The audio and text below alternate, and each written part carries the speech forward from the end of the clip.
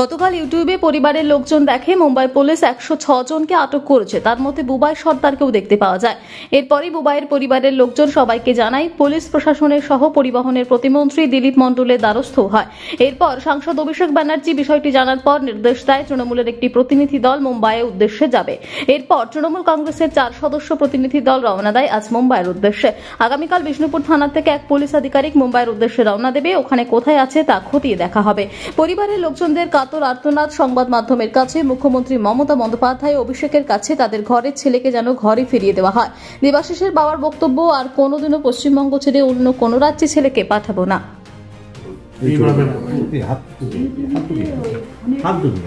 ফোনেতে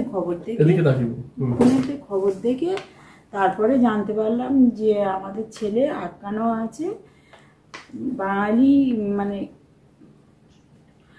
বাংলা কথা বলার জন্য আটকানো। সেটা কতদিন আগে? হ্যাঁ, কালকে রে। কোথায় কিছু জানতে পারলেন? ওটা ওই ফোনে থেকে ইউটিউবে দেখেছেন। 106 জন ছিল, তার মধ্যে লাইনে ছিল, ওনার ছিল লিস্টে ছিল 106 জন। 106 বাসিন্দা। হ্যাঁ, ওর যে দাদু অর্থাৎ দেবুবাবুর ছেলে হচ্ছে বুবাই। তার যে দাদু ললিত সর্দার 1966 সালে তার ভোটার লিস্টে তার নাম লিখেছে। 1935 সালে সম্ভবত তার জন্ম। তার দাদুর দেশ যখন স্বাধীন হয়নি তখন তার জন্ম। সেই সব মানুষদের আজকে যদি এরকম ভাবে হ্যাকেল করে, বাংলার মানুষ বিভিন্ন জায়গায় কাজ করছে, বিভিন্ন মুর্শিদাবাদ, মালদা, এখানে তো আরো বেশি করে দেখতে পাচ্ছি, সেখানে তাদের উপর অত্যাচার হচ্ছে। এটা আমরা কোন জায়গায় বসবাস করছি আমরা বুঝতে পারছি না।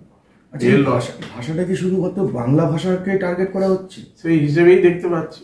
প্রথমেই তো দেখছে যে বাংলা ভাষা বললেই বলছে এরা বাংলাদেশি, এরা রোহিঙ্গা, এরা এই পর্যায়ে।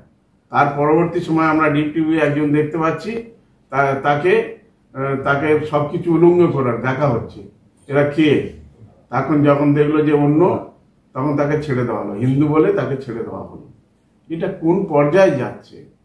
এটা তো আমাদের দেশ ভারতবর্ষ এত 70 বছরের ওপরে আমরা স্বাধীনতা পেয়ে গেছি।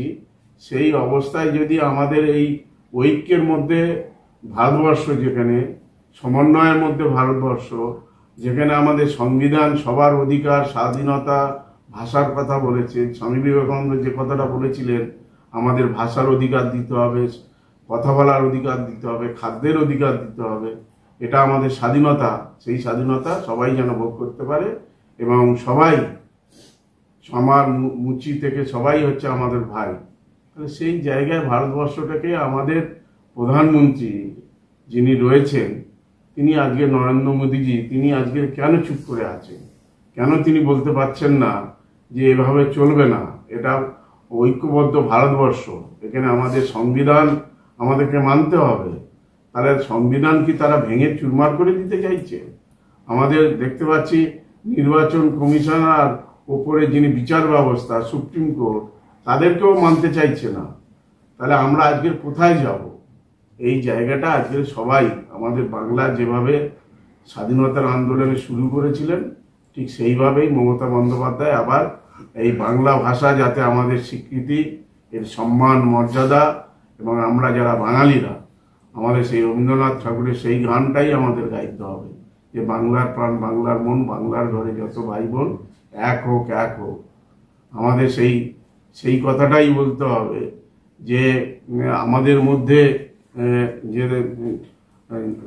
এসো আর্য, এসো অনার্য, এসো হিন্দু, এসো মুসলিম, এসো খ্রিস্টান, সব